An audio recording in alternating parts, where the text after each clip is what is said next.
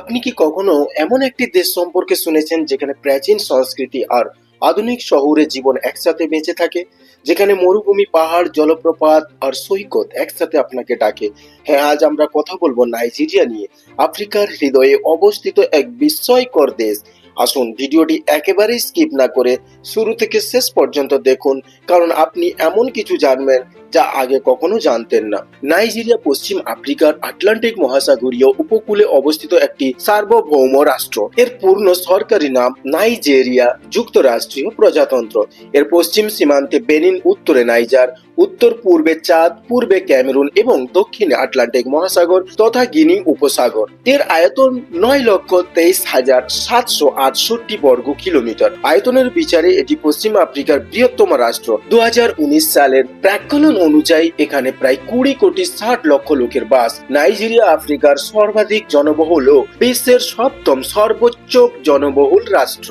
দেশের কেন্দ্রভাগে পরিকল্পিতভাবে নির্মিত আবুজা নগরটি নাইজেরিয়ার রাজধানী। তবে দক্ষিণ পশ্চিম কোণে আটলান্টিক উপকূলের উপরে অবস্থিত লেগোস দেশটির বৃহত্তম নগরী। লেগোস নাইজেরিয়ার সর্বাধিক জনবহুল শহর ও আফ্রিকার বৃহত্তম শহর। এটি কায়রোর পরে আফ্রিকার তৃতীয় বৃহত্তম মহানগর অঞ্চল। এখানে প্রায় 1,48,62,000 জনসংখ্যার সাথে লাগোস মহানগর মোট জনসংখ্যা 21.3 মিলিয়ন। লাগোস সমগ্র আফ্রিকার জন্য একটি প্রধান আর্থিক কেন্দ্র এবং এটি লাগোস রাজ্যের অর্থনৈতিক কেন্দ্র। কানো, এবাদন, কাদুনা, বেনিন নগরী ও পোর্ট হারকোর্ট অন্যান্য কয়েকটি প্রধান নগরী। নাইজেরিয়ার 36টি অঙ্গরাজ্য ও কেন্দ্রীয় রাজধানী অঞ্চল নিয়ে গঠিত একটি যুক্তরাষ্ট্রীয় প্রজাতন্ত্র রাষ্ট্র।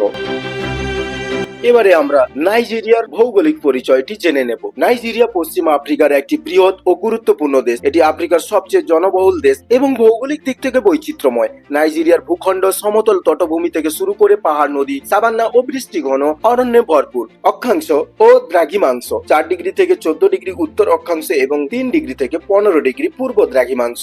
নাইজেরিয়ার আবহাওয়া ভৌগোলিক অবস্থানের কারণে চতুর্মুখী ও বৈচিত্র্যময়। দেশের বিভিন্ন অংশে বিভিন্ন ধরনের জলবায়ু দেখা যায়। নম্বর 1, উপকূলীয় অঞ্চল। দক্ষিণ নাইজেরিয়া গ্রীষ্মমণ্ডলীয় বর্ষণ মুখর জলবায়ু। প্রচুর বৃষ্টিপাত হয়, বিশেষ করে মার্চ থেকে অক্টোবর পর্যন্ত। বাতাসে আর্দ্রতা বেশি, ঘন বনাঞ্চল ও নদী বিস্তৃত। নম্বর 2, মধ্যাঞ্চল সাভান্না এলাকা। গরম ও শুষ্ক আর্দ্র মিলিত জলবায়ু। 2 মৌসুম দেখা যায়। বৃষ্টি মৌসুম এপ্রিল থেকে অক্টোবর ও শুষ্ক মৌসুম নভেম্বর থেকে মার্চ মাস পর্যন্ত। ঘাসভূমি ও গাছপালা প্রধান এরিয়া। নম্বর 3, উত্তরাঞ্চল সেমি আরিড অঞ্চল। খরাপ্রবণ ও মরুভূমি সদৃশ্য এলাকা। তীব্র গরম ও কম বৃষ্টিপাত। হারমাটান নামে পরিচিত ধূলিক ঝড়পূর্ণ ঠান্ডা বাতাস বইতে পারে শীতকালে। নম্বর 4, নদী অঞ্চল। নাইজার ও বেনিওয়ে নদীর অববাহিকা। উর্বর ও জলবহুল এলাকা। কৃষিকাজের জন্য ভীষণ উপযোগী। নদী সংলগ্ন বন্যা প্লাবিত জমি দেখা যায়। নাইজেরিয়া একটি ভৌগোলিকভাবে সমৃদ্ধ দেশ, যেখানে দক্ষিণে বর্ষণমুখর বনাঞ্চল, কেন্দ্রে সাভান্না আর উত্তরে শুকনো ও উষ্ণ মরুভূমি সদৃশ্য পরিবেশ একত্রে সহাবস্থান করে। এই ভিন্ন ভিন্ন জলবায়ু ও ভূপ্রকৃতি নাইজেরিয়াকে একটি প্রকৃত বৈচিত্র্যপূর্ণ দেশ হিসাবে উপস্থাপন করে। নাইজেরিয়ার বাসিন্দা। নাইজেরিয়াতে 250টিরও বেশি নৃগোষ্ঠীর বাস, যাদের প্রতিটির নিজস্ব সংস্কৃতি, রীতিনীতি ও ভাষা আছে।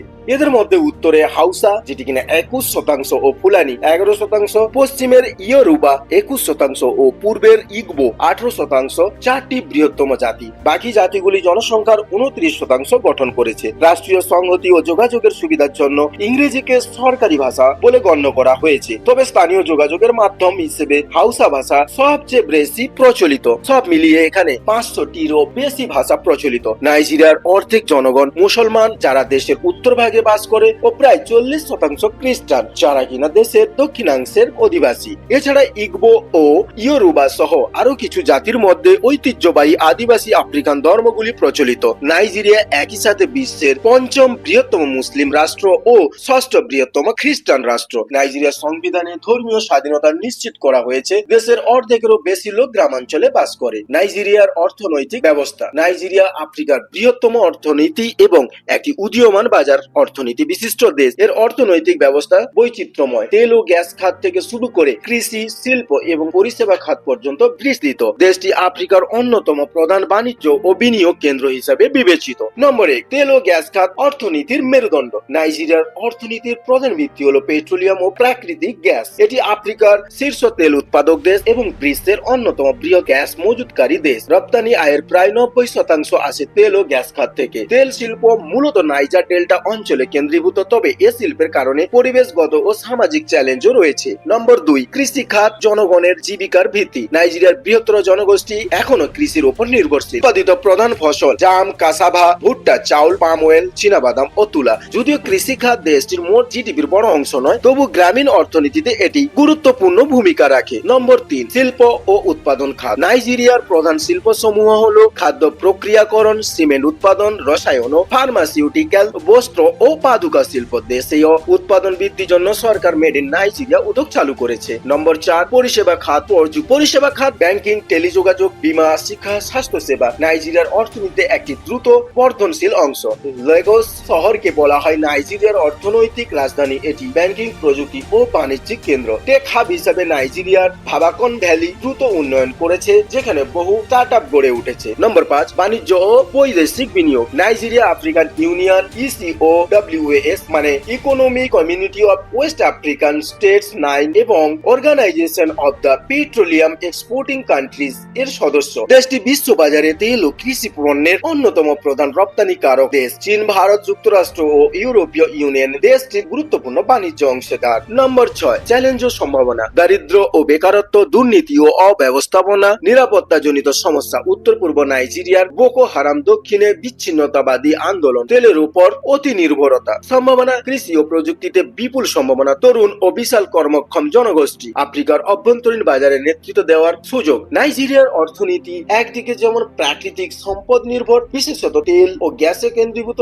অন্যদিকে কৃষি, পরিষেবা ও প্রযুক্তির খাতেও ক্রমাগত বিস্তার ঘটেছে। যদিও কিছু কাঠামোগত চ্যালেঞ্জ রয়েছে, তবে সঠিক নীতি ও বিনিয়োগের মাধ্যমে নাইজেরিয়া আফ্রিকার অন্যতম প্রধান অর্থনৈতিক শক্তি পরিণত হওয়ার পূর্ণ সম্ভাবনা রাখে। নাইজেরিয়ার ইতিহাস। নাইজেরিয়া অঞ্চলটিতে বহু হাজার বছর ধরেই মানব বসতি ছিল। আনুমানিক খ্রিস্টপূর্ব 500 অব্দ থেকে 200 খ্রিস্টাব্দ পর্যন্ত দেশের কেন্দ্রীয় মালভূমিতে নোক সংস্কৃতির কেন্দ্র ছিল। এরপরে পশ্চিমে ইউরোবা, উত্তরে হাউসা ও ফুলানি এবং দক্ষিণ পূর্বে ইগবো জাতির লোকেরা বসতি স্থাপন করে। ইউরোপীয় উপনিবেশিকীর কারণে আগে এখানে অনেকগুলি সাম্রাজ্য ছিল, যেমন কানেম, বর্নু, বেনিন ও ওইও। হাউসা ও ফুলানি জাতির লোকেদের রাজ্যেরও উপস্থিতি ছিল এখানে। পর্তুগিজরা প্রথম ইউরোপীয় জাতি হিসাবে এখানে 1872 সালে পদার্পণ করে। 1700 শতকে ব্রিটিশদের কৃতদাস জাহাজগুলি এখানে আগমন করে। অঞ্চলটি আফ্রিকার কৃতদাস বাণিজ্যের একটি কেন্দ্রে পরিণত হয়। কৃতদাস ব্যবসায়ীরা লক্ষ লক্ষ নাইজেরিয়ার লোককে জোরপূর্বক ধরে নিয়ে দাস হিসেবে বিক্রি করে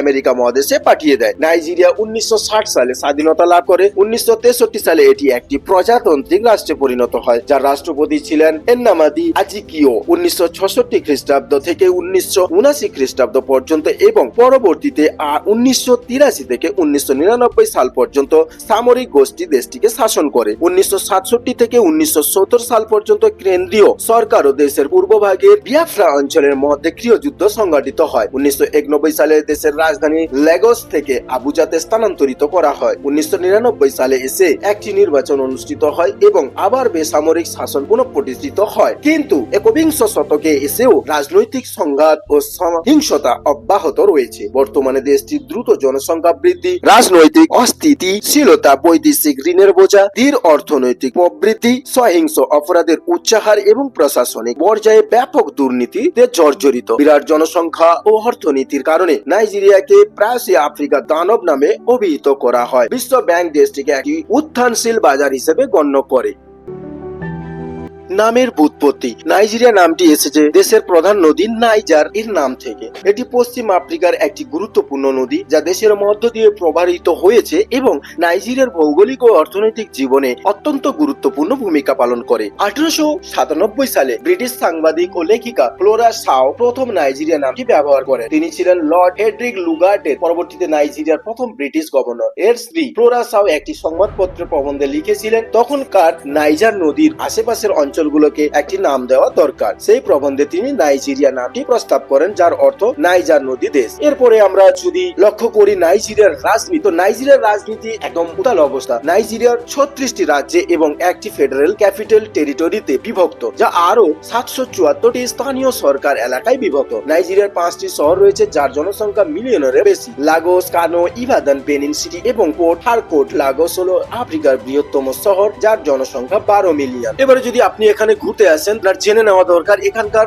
দর্শনীয় স্থানগুলি। নাইজেরিয়া কেবল অর্থনৈতিক ভাবে নয়, প্রাকৃতিক সৌন্দর্য, ঐতিহাসিক নিদর্শন ও সাংস্কৃতিক বৈচিত্র্যের দিক থেকেও সমৃদ্ধ একটি দেশ। দেশটির বিভিন্ন অঞ্চল জুড়ে ছড়িয়ে রয়েছে বহু দর্শনীয় স্থান, যা দেশি বিদেশি পর্যটকদের আকর্ষণ করে। নম্বর 1, জুম রক, নাইজেরিয়ার প্রতীক। অবস্থানে আবুজার অদূরে বিশাল এক পাথরের পাহাড়, যা গেটওয়ে টু আবুজা নামে পরিচিত। পাথরের গায়ে মানুষের মুখের মতো গঠন লক্ষ্য করা যায়, যা একে রহস্যময় করে তোলে। নম্বর 2, লেকোস পার বিচ। লাগোস শহর আটলান্টিক মহাসাগরে উপকূলে বিস্তৃত। সৈকত, সূর্যাস্ত উপভোগ, সাঁতার, নৌকা ভ্রমণ ও অবকাশ যাপন। নম্বর 3, এরিন ইজেসা জলপ্রপাত। অসুন রাজ্যে অবস্থিত একাধিক ধাপে গঠিত মনোরম জলপ্রপাত, পাহাড়ে ওঠা, প্রকৃতি পর্যবেক্ষণ এবং বন ভ্রমণ। নম্বর 4, সুকুর সাংস্কৃতিক সুকুর কালচারাল ল্যান্ডস্কেপ। নম্বর 5, ইয়ানারি গেম রিজার্ভ। নম্বর 6, আবুজা ন্যাশনাল মসজিদ। নম্বর 7, অবুদ পর্বতমালা ও রিসোর্ট। নম্বর 8, কালাবার সিটি ও কালাবার কার্নিভাল। নম্বর 9, জাতীয় জাদুঘর লাগোস। নম্বর 10, কেইনজি লেক ন্যাশনাল পার্ক। নাইজেরিয়া কেবল প্রাকৃতিক সৌন্দর্য নয়, ঐতিহাসিক ও সাংস্কৃতিক ভান্ডারে পরিপূর্ণ। পাহাড়, জলপ্রপাত, সৈকত, বন্যপ্রাণী পার্ক, প্রাচীন রাজপ্রাসাদ এবং আধুনিক স্থাপত্য মিলিয়ে এটি একটি দর্শনীয় স্থান সমৃদ্ধ দেশ। নাইজেরিয়া মানেই উৎসবের দেশ। বছরের প্রায় প্রতিটি মাসেই কোথাও না কোথাও উৎসব হচ্ছেই, যার মধ্যে ইয়ো ফেস্টিভ্যাল একটি ঐতিহ্যবাহী মাস পরিহিত উৎসব। ফেলা ব্রেসান ফেলা কুটির নামে সঙ্গীত উৎসব। আর নাইজেরিয়ার নলিউড হলো বিশ্বের তৃতীয় বৃহত্তম ফিল্ম ইন্ডাস্ট্রি, যা দিনে দিনে হলিউড ও বলিউডকে টেক্কা দিচ্ছে। এবারে নাইজেরিয়ান খাবার। এখানে এলে আপনি কি কি খাবার পেতে পারেন? আপনি যদি খাদ্য প্রেমী হন, তবে নাইজেরিয়ান খাবার আপনার জিভে জল এনে দেবে। জালাফ রাইস, এই খাবারটির জন্য পশ্চিম আফ্রিকান দেশগুলির মধ্যে প্রতিযোগিতা হয়। সুইয়া, গ্রিল করা মাংস মশলা দিয়ে বানানো। পাউন্ডেড ইয়াম এন্ড এগুসি স্যুপ, নাইজেরিয়ার ঐতিহ্যবাহী খাবার। সবশেষে, নাইজেরিয়া শুধুমাত্র একটি দেশ নয়, এটি একটি অভিজ্ঞতা। আপনি যখন এখানে আসবেন তখন অনুভব করবেন এই দেশ আপনাকে বুকে জড়িয়ে ধরেছে। তাই বন্ধুরা, ভিডিওটি যদি ভালো লাগে তাহলে লাইক দিন, কমেন্ট করুন এবং চ্যানেলটিকে সাবস্ক্রাইব করতে ভুলবেন না, কারণ এমন ভ্রমণ আর তথ্যভিত্তিক ভিডিও আমরা নিয়মিত নিয়ে আসি। আপনি নাইজেরিয়ার কোন জায়গায় ঘুরতে চান নিচে কমেন্ট করে লিখে জানাবেন।